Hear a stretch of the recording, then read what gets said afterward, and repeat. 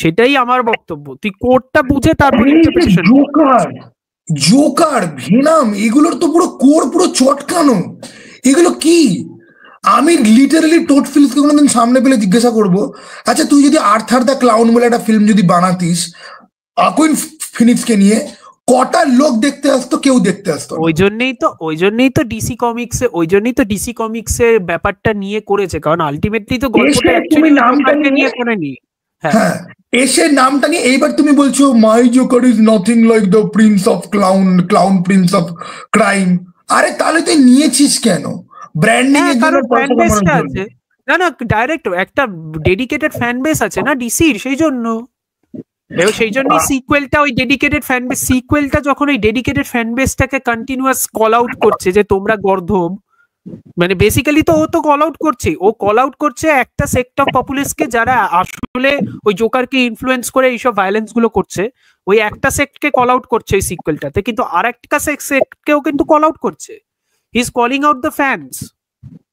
And সবথেকে বড় ব্যাপার হলো এটা অ্যাকচুয়ালি বড়, তোমার টাইম আছে তো হাতে, তাহলে আমরা জোকার 2 নিয়ে আজকেই কথা বলি। আচ্ছা শোনো, অডিয়েন্সের উদ্দেশ্যে বলে দিচ্ছি, দেখো তোমরা এই উত্তর পুরো পেয়ে গেলে।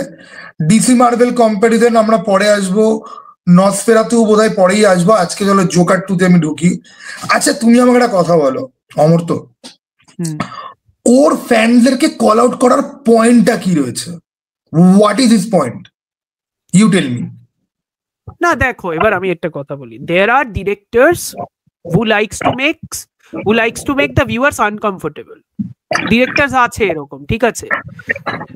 তার মধ্যে সবথেকে বড় এক্সাম্পল হলো মাইকেল হানেকের অনেক কটা সিনেমা আছে, তার মধ্যে সবথেকে বড় এক্সাম্পল হলো ফানি গেমস। কেউ যদি ফানি গেমস দেখতে দেখতে তোমার গা রিরি করবে, ঠিক আছে, কারণ তোমার মনে হবে মাইকেল হানাকা তোমার দিকে পয়েন্ট আউট করে বলছে যে তুমি হরর সিনেমা দেখো এবং ভাবো যে তুমি কি দেখছো।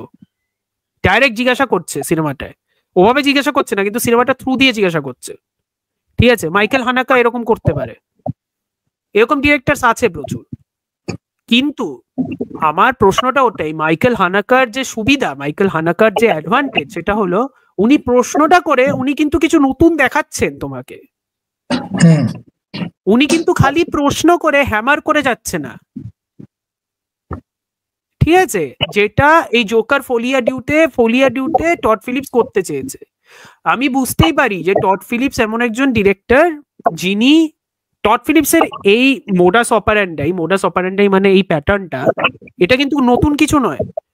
Hangover part 1, Hangover part 2, Hangover part 2 basically part 1টা দেখে পার্ট 1 এর গল্পটাই থাইল্যান্ডে সেট করে দিয়েছিল, সেটাও টাকা কামায়, ঠিক আছে, কিন্তু সেটা দেখেও খেপে যায়।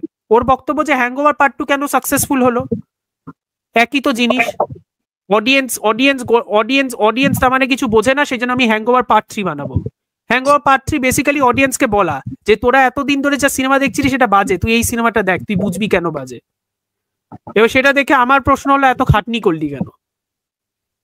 না আমার সব থেকে বড় কোয়েশ্চেন, তোর যদি মনে হয় যে অডিয়েন্স চুতিয়া, তুই বানাস না সিনেমা, তুই বলে দে যে I am done with that, আমি করবো না। আর তবে জোকার 2 ক্ষেত্রে দেখো, আমি হ্যাংওভারের 3টে করেছি, এই অডিয়েন্সকে মকারির পার্টটা আমি এগ্রি করি, বাট জোকার 2 তে আমার না অ্যাকচুয়ালি মনে হয়নি যে অডিয়েন্সকে মক করছে।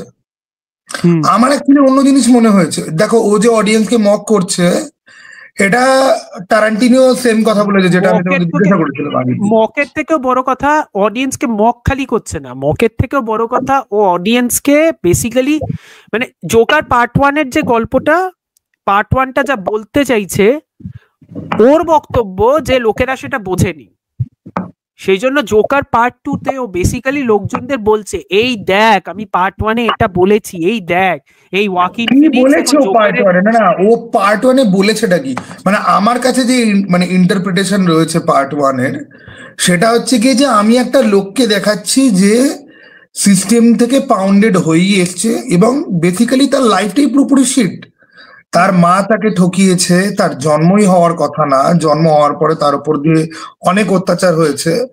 এখন সে একটা কাইন্ড অফ ওয়ার্ক রিয়ালিটির মধ্যে রয়েছে, যেখানে সে তার মাকে খুব ভালোবাসে, সে স্ট্যান্ড আপ কমেডির চেষ্টা করছে, সে একজন গুরুকে সে খুব পছন্দ করে। তারপরে গিয়ে সে একদিন জানতে পারছে যে এগুলোরও একটা খুব অন্যরকম অ্যাঙ্গেল রয়েছে, যেটা সে আগে সে বুঝতে পারেনি। এবং সে বুঝতে পারছে যে দুনিয়াতে কারুর কোনো গুরুত্ব, মানে তার কোনো গুরুত্ব কারুর কাছে নেই, তো there is no point of existence. সুতরাং তুমি ক্যাওস থিওরিতে তুমি চলে যাও, দেয়ার ইজ নো পয়েন্ট। এবার ও নিজে আত্মহত্যা করার বদলে হঠাৎ করে ও গিয়ে কিন্তু একটা জিনিস এখানে বুঝতে হবে, জোকার সিনেমাটার মধ্যে এই যে মেট্রোর মধ্যে প্রথম স্পাইরাল, মানে কোন ইভেন্ট থেকে সিনেমাটা ব্রেকডাউনটা আরম্ভ হয়, যে ওই মেয়েটাকে 3টে ছেলে মিলে হ্যারাস করছে। তারপরে ওই 3টে ছেলে ওর কাছে এলো, ওর ওই হাসির কন্ডিশনটা নিয়ে ওকে হ্যারাস করলো, সেখানে গিয়ে ও খুনটা করলো। তো গোটা জোকার 2-তে ও যদি কোথাও গিয়ে এটা যদি বলতো না যে ওই দিনকে অ্যাকচুয়ালি এইটা হয়েছে, তারপরে আমি বুঝলাম যে আমার লাইফ অ্যাকচুয়ালি শিট, তারপরে আমি এগুলো জানতে পারলাম, তারপরে আমি বুঝলাম যে আমার বেঁচে থাকা না থাকাতে কারোর কিছু যায় আসে না। বাট টেকনিক্যালি আমি বলি, টেকনিক্যালি ও কিন্তু তোমার এই ওয়ার্ডসে নয়, ও কিন্তু টেকনিক্যালি ওটা জোকার 2-তে বলেছে। কখন বলেছে? ওই কোর্টরুমে মাস্টার্স পরে মাইক নিয়ে স্ট্যান্ড আপ কমেডি সেটের মতো একটা চেয়ারের উপরে বসে ক্যামেরার সামনে ও তখন বলতে শুরু করে। ওই যে বলছে যেটা, that is basically Todd Phillips explaining to the audience that this is what I wanted to say about Joker. ঠিক আছে, একদম পরিষ্কার কথা।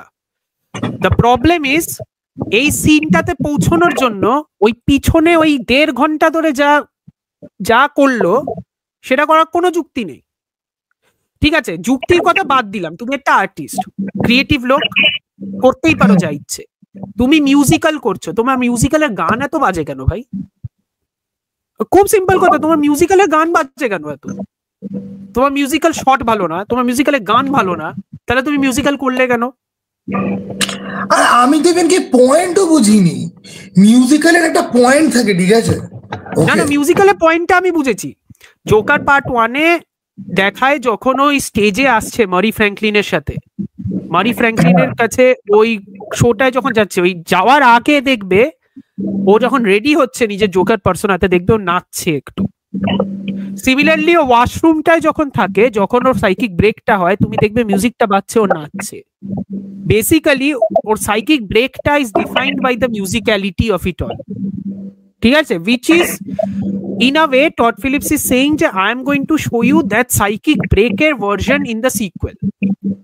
ঠিক আছে, again আমি এই কথাটা বলে রাখি, আইডিয়া আর এক্সিকিউশনের মধ্যে আকাশ আর পাতাল ডিফারেন্স আছে। আইডিয়া তোমার ভালো হতেই পারে, আইডিয়ার কনসেপ্টটা আমি বুঝতেই পারি, কিন্তু তোমার এক্সিকিউশনটা ভালো হতে হবে। তোমার এক্সিকিউশন ভাই ভালো হয়নি, সে তোমার কোয়েন্টিন ট্যারান্টিনোই বলুক আর যেই বলুক যে এই সিনেমাটা বেসিক্যালি একটা $200 মিলিয়ন মিডল ফিঙ্গার, সব ঠিক আছে ভাই, $200 মিলিয়ন তো নষ্ট করলি, আর পয়সা তো পেলি না, রিটার্ন তো এলো না। শুধুমাত্র নষ্ট করলো না, তবে আমি একটা কথা বলি, আমার এই জোকার 2 পুরো ফিয়াস্কো নিয়ে আমার একটা থিওরি আছে, যে থিওরিটা কাইন্ড অফ ওকে রিলেটেড নয়ও, it is kind of a power play. কারণ জোকার 1 সাকসেসফুল হওয়ার পরে ডিসি কিন্তু বলেছিল যে ওরা ব্ল্যাক লেভেল একটা ফিল্মের ওরা পুরো করবে, সেটার দায়িত্ব ওরা টড ফিলিপসকে দেবে, ও ওভারলুক করবে অন্যান্য প্রজেক্ট গুলো। একটা লেক্স লুথারের গল্প পিচ হয়েছিল, বেনের একটা গল্প ডেভ বাতিস্তা নিজে গিয়ে পিচ করেছিল, সেগুলো হয়নি কিছুই।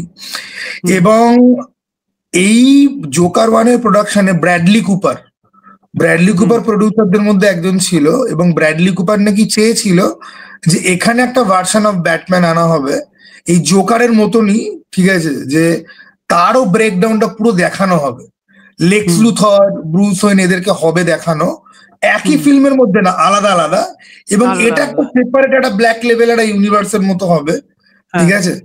এবং এই যে তুমি একটা জিনিস লক্ষ্য করবে, জোকার 1-এ এই যে আর্থার ফ্লেকের সঙ্গে ব্রুস ওয়েনের বাবার কানেকশন থেকে শুরু করে, Bruce being is little brother থেকে শুরু করে সমস্ত কিছু ড্রপ, জোকার 2-তে কোনো মেনশন পর্যন্ত নেই।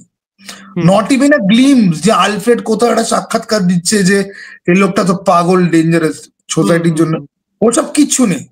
এবার ওরা নাকি চেয়েছিল যে এই জোকার টুর এন্ডে গিয়ে ওরা দেখাবে ব্যাটম্যানকে টু সাম এক্সটেন্ট, বা ওরকম একটা কিছু ব্রুস ওয়েনের একটা ক্যামিও মার্কা থাকবে, সেগুলো কোনো কিছু অ্যাপ্রুভ নাকি হয়নি। এবার আমি বুঝলাম না যে সেগুলো অ্যাপ্রুভ না যদি হয়, 200 মিলিয়ন বাজেট তো আর এমনি এমনি তো দেয়নি, যে মুখ দেখার জন্য তো দেয়নি, ঠিক আছে?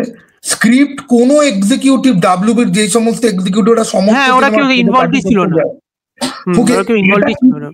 এটা কি করে হতে পারে যে তুমি কাউকে পদে কাঠি করছো আর একে $200 মিলিয়ন দিয়ে এ কি করছে তুমি দেখতেও যাচ্ছ না? ওকে, এত বড় ফাঁকিউটা কিন্তু ওই জন্য কিন্তু আসে। আজকে কোনো এক্সিকিউটিভ এটাতে ইনভলভ যদি থাকতো, আমি তখনই ক্যান্সেল করে দিত, তখনই ক্যান্সেল করে দিত। জোকার টু টেস্ট স্ক্রিনিং হয়নি, কোনো সুপারভাইজার করেনি, মনে তো হয় না টেস্ট স্ক্রিনিং হয়েছে। যেখানে এক্সিকিউটিভরা মানে স্নাইডারের নাম আমি করতে চাই না, তো আমি করছি, যেখানে এক্সিকিউটিভরা স্নাইডারকে পাগল করে দিয়েছিল, ডেভিড আয়ারকে রিশুট করে পাগল করে দিয়েছিল, তারা কোথায় বাল ছিঁড়তে গেছিল জোকার টুর সময়? আমার সব থেকে মানে বিশাল বড় একটা ইয়ে। ওকে, তো এবার এই সমস্ত কিছুর জন্যই নাকি টড ফিলিপ জেনে বুঝে নাকি করেছে। এবার দেখো, এইটা একটা থিওরি, ঠিক আছে? এবার এটার একটা কাউন্টার পয়েন্ট আছে। আমি ওয়াকিন ফিনিক্সের একটা ইন্টারভিউ দেখেছিলাম যে ও নাকি জোকার 1 শুট করার সময়, হ্যাঁ, ওই স্বপ্ন দেখাটা না, ওই স্বপ্ন দেখাটা তো খুব রিসেন্ট টাইমে বলেছে, ঠিক আছে? ওইসব বাইকের কথাতে আমি যাচ্ছিই না। ও এটা আমি জোকার 2 প্রোডাকশনের অনেক আগে দেখেছিলাম একটা ইন্টারভিউ, তো যেখানেও বলছে যে জোকার 1 শুট করার সময় আমরা কিন্তু ডিসাইডেড ছিলাম যে আমরা সিকুয়েল করব না, কিন্তু জোকার 1 শুট করতে করতে আমার মাথায় একটা আইডিয়া আসে যেটা আমি টডকে বলি, টডের খুব ভাল লাগে, এবং সেটা আমরা জোকার 2-তে গিয়ে করব। তাহলে এই অডিয়েন্সকে ফাকিউর আইডিয়াটা কার? আর সব থেকে বড় কথা কি, জোকার 1-এ না বোঝার মতো কি আছে? দেখো, অডিয়েন্স গভর্নমেন্ট নিয়ে খুব প্রবলেমের মধ্যে থাকে, যেই দেশেই চাও না কেন তুমি, সবসময় একটা বড়লোক ভার্সেস গরিব চলে। ওকে, সেইগুলোকেই তো কাইন্ড অফ জোকার 1-এতে অ্যাড্রেস করা হচ্ছে। তো পাবলিক খুব খুশি, একটা ক্যারেক্টার যেটার কোন রকম অরিজিন নেই, সেটার একটা স্যাড অরিজিন তুমি দিয়ে দিচ্ছ, পাবলিক খুব খুশি। আমার এখানে একটাই বক্তব্য, সব বুঝলাম আমি, আমার এখানে একটাই বক্তব্য, প্রবলেমটা কি আছে সেটা তুমি আর আমি কিন্তু বলতে পারবো না। তার কারণ তুমি, আমি, আমাদের মতো অনেক ছেলেপুলে, অনেক লোকজনই আছে যারা বুঝেছে এবং বলেছে প্রবলেম কিছুই নেই, এটা একটা গল্প বা what ever it is. But অনেক লোকজন আছে যারা, অনেক লোকজনই আছে, নিশ্চয়ই আছে, যারা জোকারের এই ব্যাপারটা দেখে ভেবেছে যে এরা আমার, আই ফিল সিন, অনেকেই এমন আছে, নিশ্চয়ই আছে, যে ওরা ভেবেছে যে আই ফিল সিন। অনেকে এটাও বলে যে যেহেতু এটা 2019-এ বেরিয়েছিল, অনেকে এটাও বলে যে জোকারের মতো cinema is one of the key things responsible for so much polarisation amongst people. অনেকে এটাও বলে, খালি জোকারকে বলে না, অনেকে এটাও বলে। এটা কিন্তু ভাই পিপলের মধ্যে পোলারাইজেশনের মেন জায়গা হচ্ছে গিয়ে সোশ্যাল মিডিয়া আর এই পলিটিশিয়ানদের, এই পলিটিশিয়ান আর বিজনেসম্যান। আর আমি কিন্তু এটা কোন সেন্সে আমি তোমাকে বলছি, লোকের মধ্যে পোলারাইজেশন কেন আসবে না? তুমি ফোনের মধ্যে তুমি ফিল্টারের অপশন দিচ্ছ যে তুমি একটা কালো লোক হলে পরে তোমার ফর্সা মুখে তোমার ছবি আসবে, তুমি সেগ্রিগেট করে দিচ্ছ, তুমি ম্যাট্রিমোনিয়াল ওয়েবসাইটে তুমি 1000টা তুমি জিনিস দিয়ে দিচ্ছ, তুমি অনলি ফ্যান্স এর মতো জিনিসপত্র খুলে তুমি সবাইকে এমন একটা লাইফের স্বপ্ন দেখাচ্ছ যেটাকে চেস করতে গিয়ে ফল ডাউন হতে পারে। তুমি প্রত্যেকটা জায়গাতে তুমি লোককে পোলারাইজ তুমি করছো। How is it even possible যে একটা ফিল্ম গিয়ে সেই কাজটা করছে?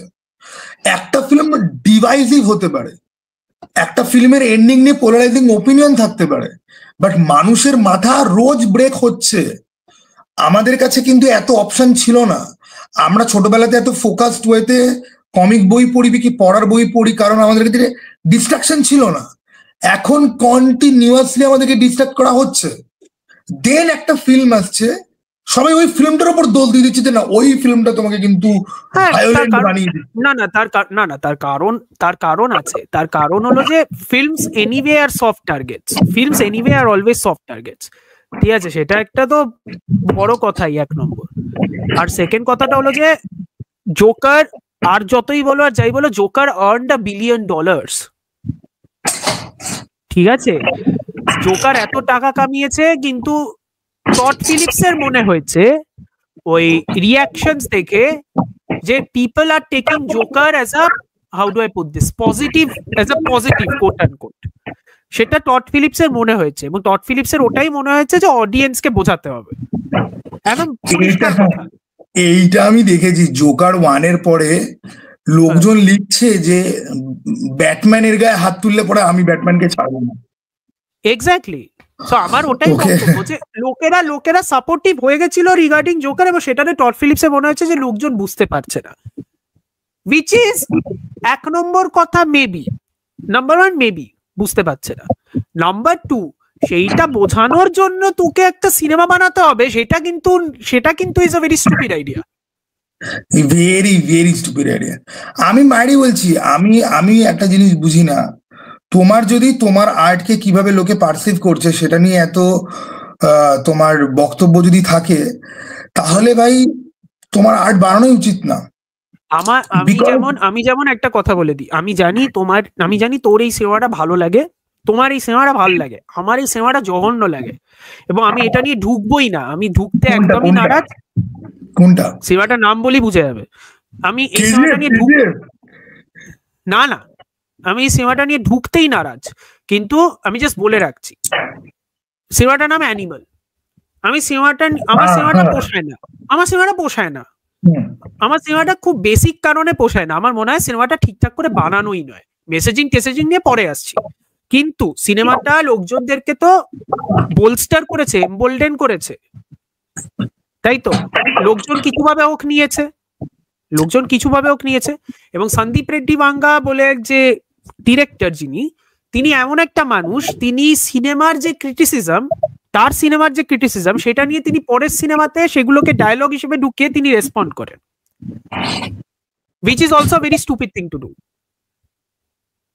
Why? Because you are not Michael Haneke. তুমি ওটার রেসপন্স করে তুমি ডিরেক্টলি ওইভাবে উত্তর দিচ্ছ, কিন্তু তুমি নতুন কিছু কিন্তু দেখাচ্ছ না। না এখানে আচ্ছা, না তুমি আগে পুরো বলো, তারপর আমি বলবো। না, আমার এটাই বক্তব্য যে এরকম অনেক ডিরেক্টরস আছে যারা অনেক এভাবে করতে পারে। আমি জাস্ট বলছি যে জিনিসটা কিন্তু as a response to criticism about a previous film, that is why I'm shoehorning that criticism into the new film. I think that is a very stupid thing to do. Don't do that. And if you are going to do that, you need to be a very good filmmaker to do that.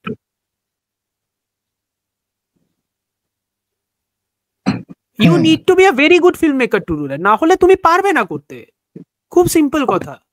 না তবে ভাঙ্গার, জানো তো, আমি তোমার একটা simple কথা বলি, আমার অ্যানিমেল সিনেমাটা খুব ভালো লেগেছে, বাট আমি অ্যানিমেল সিনেমাটা তো 1 বছরের উপর তো হয়ে গেছে, আমি এখনো সেই সেম কথা বলতে পারবো না, গিভেন দ্য ফ্যাক্ট যে আমি সিনেমাটা মন দিয়ে 4-5 বার আমার দেখা হয়েছে, ঠিক আছে?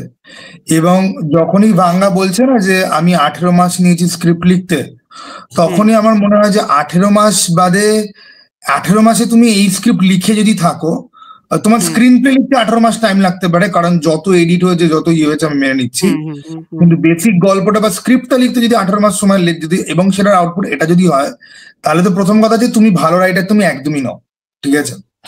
2 নম্বর কথা হচ্ছে কি যে তোমার হিরোর থেকে আমি প্রবলেমেটিক ক্যারেক্টারিস্টিক্স বাদ যদি দিয়ে দিই, তাহলে গোটা সিনেমাতে আর কিচ্ছু পড়ে থাকে না, কোনো ইউনিভার্স পড়ে থাকে না, কোনো সাইড ক্যারেক্টার পড়ে থাকে না, কোনো প্লট পয়েন্ট থাকে না, কোনো ইভেন্ট থাকে না যেগুলো নিয়ে কথাবার্তা যায় বলা। এটা কিন্তু ওই মার্কো বলে ফিল্মটার মতো, ওই সিনটা তুমি বাদ দাও, ফ্যামিলিকে একদম খুন করছে, তাহলে সিনেমাটাতে কথা বলার মতো আর কিচ্ছু নেই, ঠিক আছে? তো তোমার ইভেন কি তুমি নিজেই এটা বলছো যে তুমি নাকি প্রডিউসারকে বলেছো এই সিনগুলো কেটে বাদ দিয়ে দিলে এই ফিল্মটার মধ্যে কোনো রকম জানি নেই, তাহলে ভাই কিসের 3 ঘন্টার ফিল্ম, ঠিক আছে? আর আমি কিন্তু অ্যানিমেল নিয়ে আগে যতটা সাপোর্টিভ ছিলাম, আমি এখন অতটা সাপোর্টিভ এই জন্য নই, কারণ তুমি ফলো হয়তো করবে না সব পেটি জিনিসপত্র।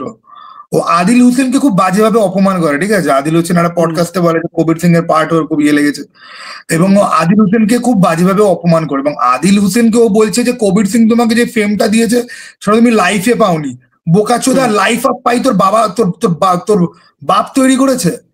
লাইফ অফ পাই করে রিলিজিয়ন ইজ ডার্কনেস ওই কথাটা বলে ও ফেম পায়নি, ঠিক আছে? তোর ওই কবির সিং এর 5 সেকেন্ডের ক্যামিও ইয়ে গুস্সা লেকে তুম ক্যা করোগে কবির, ঠিক আছে, এটা থেকে ফেমাস হয়েছে। আর তুই মানে যেই লোকটা আহারে মনের মতো সিনেমাতে রয়েছে, লাইফ অফ পাইতে রয়েছে, আবার ওই বলো না ওই বারাণসীতে ওই কি যেন ফিল্মটা মুক্তাঙ্গন না কি, যেটা তোমার ফ্রেঞ্চ ওই অ্যাওয়ার্ড ফ্যাওয়ার্ড ইয়ে পেলো, কি যেন নাম খেয়াল পড়ছে না, যে তিনটে ইন্ডাস্ট্রি তো আমি এখানে নাম বলছি, মানে আদিল হোসেনের বায়ো তুমি পড়তে যদি বিশাল লম্বা একটা বায়ো। তো তারপর থেকে না আমার দেখো ভাঙ্গা যতদিন অনুপমা চোপড়ার সাথে ফাইট করেছে আমি একদম ফুল সাপোর্ট, জাভেদ আখতারের সাথে ফাইট করেছে ফুল সাপোর্ট, যেই আদিল হোসেন অপমানটা করলো আমি নই সাপোর্টে, বাট যাই হোক ডাজন্ট ম্যাটার। আমি ভাঙ্গাকে নিয়ে 10 মিনিট কেন, আমি ভাঙ্গাকে নিয়ে 5 মিনিটও সময় দিতে চাই না, কারণ আমার মনে হয় না লোকটার ব্যাপারে সময় এই লোকটা না, আমি তোমাকে বলে দিচ্ছি, এই লোকটা না রাইট নাও জাস্ট একটা ক্যারিকেচার হয়ে গেছে, ঠিক আছে?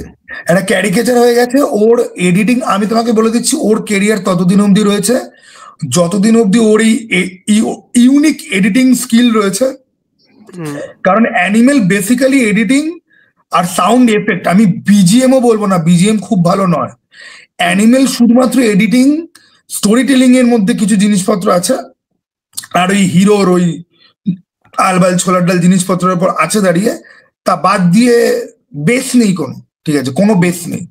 ওকে, যাই হোক, আমার ওর সিনেমা আর আমার ওর ফিলোসফি আর আইডিওলজি তো বাদই দাও, ওসব তো পরে। ওর ফিলোসফি আইডিওলজি আমি একটুখানি বুঝতে পারি, এবং অনেকগুলো জায়গাতে আমি এগ্রিও করি, কিন্তু কি বলতো আমার মনে হয় যে একটা লোকের নিজেকে প্রেজেন্ট করা, একটা ডিরেক্টর নিজেকে প্রেজেন্ট কিভাবে করছে তার ফিল্মের মধ্যে দিয়ে ইয়ে করছে, রাইট? এবার সেখানে মেন ক্যারেক্টারকে তুই নিজেকে যদি ইম্পোজ করিস, তুই ক্যারেক্টারটাকে তুই ভালোবাসিস, তাকে তুই বানিয়েছিস, সব ঠিক আছে, but now you are imposing too much of yourself into that character and that become very problematic. Okay. এবং সেই জন্য ওকে নিয়ে বেশি বক্তব্য নেই, আমি ওকে যে কারণে জিনিস দেখবে যেটা আমি অনেক পরে খেয়াল করেছি, মানে অ্যানিমেলে গোটা সিনেমা ধরে না জানিয়া আর ধন্যর প্রচুর কথা বলার রয়েছে, ঠিক আছে? মানে সেটা জোকের ফরম্যাটেও কি। এবার আমি খালি বুঝতে পারছি না ভাই, এদিকে তুই তোর বাবার ক্রিমিনালকে ধরার জন্য তুই এত কিছু করছিস, ক্রিমিনালকে পেলে পরে তার থেকে ইনফরমেশন এক্সট্রাক্ট তুই করছিস না, তারপরে তুই চিৎকার করছিস অ্যাকশনেবল ইনফরমেশন নেই, এবার আমি কি করব? এদিকে তুই সারাদিন আমার জাঙ্গিয়া কেন ধোয়া হয়নি, রিয়েলি লোকরা এসব ব্যাপারে কেয়ার পর্যন্ত করে না, ঠিক আছে? ফলে এই যে তুই যে একটা যে ব্যাপার যে প্রবলেমেটিক হিরো তুই তৈরি করছিস, সেই হিরোটা পর্যন্ত অ্যাকচুয়ালি প্রবলেমেটিক নয়, kind of Dam. Okay, it becomes more Dam through out the end, ঠিক আছে? এন্ডের দিকে পৌঁছাতে মনে হয় যে ভাই ক্যারেক্টারটা এত গাধা কি করে হয়ে গেল। শোনো প্রবলেমেটিক আর ডার্ক সিনেমা যদি দেখতে হয়, ভালো মানে অক্সিমোরন হয়ে যাচ্ছে সেন্টেন্সটা, আমি এটা একটু ফ্রেজ করে বলি। ভালো cinema dealing with problematic situation বা প্রবলেমেটিক ক্যারেক্টার্স অনেক আছে, সাউথে মেনলি আছে। আমির বলে একজন ডিরেক্টর আছে, তার একটা সিনেমা আছে, সেটা দেখতে পারো। বালা বলে একজন ডিরেক্টর আছে, তার কয়েকটা সিনেমা আছে, সেগুলো দেখতে পারো। ওখানে কিন্তু নামগুলো বলছি, সেটার জন্য আমাকে আচ্ছা অমর, তো তোমাকে আমি 1 মিনিট পজ করাবো। আচ্ছা, আমি অডিয়েন্সের উদ্দেশ্যে বলছি, অমর তো কিন্তু হলিউড বাদ দিয়েও সাউথের ভালো রকম নলেজ রাখে এবং কভারেজ আছে, যেটা আমার অ্যাকচুয়ালি নেই। আমি সাউথের অনেক জিনিসপত্র আমি জানি না, যত ভালো আমি ডিসি মার্বেল জানি তত ভালো কিন্তু আমি সাউথের ব্যাপারে কিন্তু জানি না। অমর তো সেটাও কিন্তু আছে, ফলে সাউথের কোনো ফিল্ম নিয়ে ডিসকাশন যদি চাও সেগুলো কমেন্ট বক্সে কিন্তু ড্রপ করতে পারো। হ্যাঁ অমর, তো প্লিজ বলো। এই সিনেমাটা ওই অনুপমা চোপড়ার ইন্টারভিউতে ভাঙ্গা বলেছিল, ভাঙ্গা খুব মানে তেজ দেখিয়ে বলেছিল, ঠিক আছে, যে ওই কার্থির সিনেমাটা না, ওই কার্থির একটা যেন কার্থি সিনেমাটার নাম পারুথি ভিরান। আমির বলে একজন ডিরেক্টর, উনি একজন অ্যাক্টর অ্যাকচুয়ালি, উনি ডিরেক্ট করেছিলেন, পারুথি ভিরান নাম। এবং সিনেমাটা লাস্টের সিনটা ভয়ানক মানে সত্যি ভয়ানক, মানে নেওয়া যায় না, এতটাই ভয়ানক। বলো না, আমি দেখবো তাহলে। হ্যাঁ দেখো, সিনেমাটা বেশ ভয়ানক। আর একটা ডিরেক্টর হলো, যার নাম হলো বালা বলে। বালা রিসেন্টলি একটা সিনেমা বেরিয়েছে ওয়ানাগান বলে মনে হয়, সেটা নাকি খুব একটা ভালো হয়নি। কিন্তু বালা একজন ডিরেক্টর যিনি এরকম বিশাল প্রবলেম্যাটিক সিনেমা করেন, মানে প্রবলেম্যাটিক মানে কোট অ্যান্ড কোট, মানে উনি প্রবলেম্যাটিক ক্যারেক্টার্স নিয়ে ডিল করেন, ঠিক আছে। উনি একটা সিনেমা করেছিলেন যার নাম হলো পিথামাগান।